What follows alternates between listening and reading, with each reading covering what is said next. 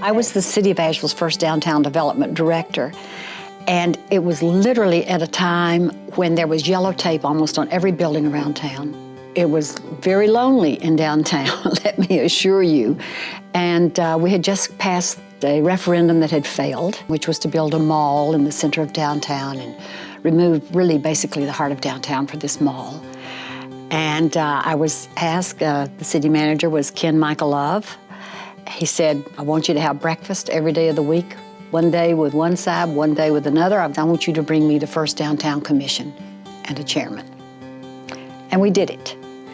And the chairman was Bob Carr of Tops for Shoes. Here is a business that stayed open and kept its doors and lights on when everything else around it was pretty dim and pretty dark.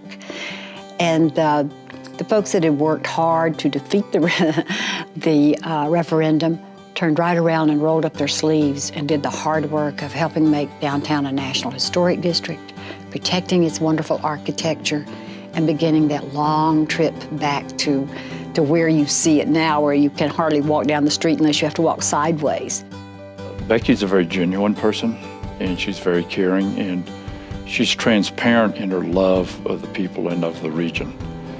But she's also a very strong and somewhat stubborn sometimes, because she's focused on the end goal, and I like that. And I used to refer to her as sort of the velvet brick. She's tough on the inside but soft on the outside.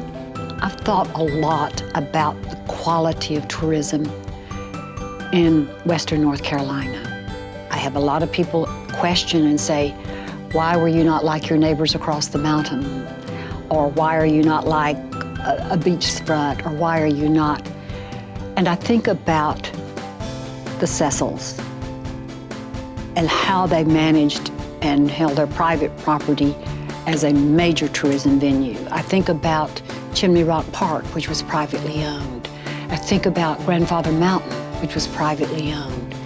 And these private entities set a standard of quality. And the rest of us, I think, try to adhere to that standard. That's what sets us apart. It was her drive and her vision, in addition to her sort of soft touch and the way that she could communicate with almost anyone from any walks of life. And to watch her navigate and maneuver through those corridors and the halls, that was something to behold. It was people who did more than you can imagine for the communities they love, whether it was downtown Asheville or wherever. It didn't matter.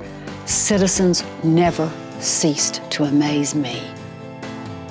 You can see the generations of leaders that have come through Asheville. And every one or two generations, there's an individual that sticks out who really does have the interests of others at their center point and their focus of their life. And it's not about me, it's about what we can do for others. And I think she's the epitome of that. I've not witnessed any other person in my 30 years who really has devoted her entire life of being a teacher or being an economic developer, or being the executive director of Handmade, that truly cares about the people of Western North Carolina as much as she does.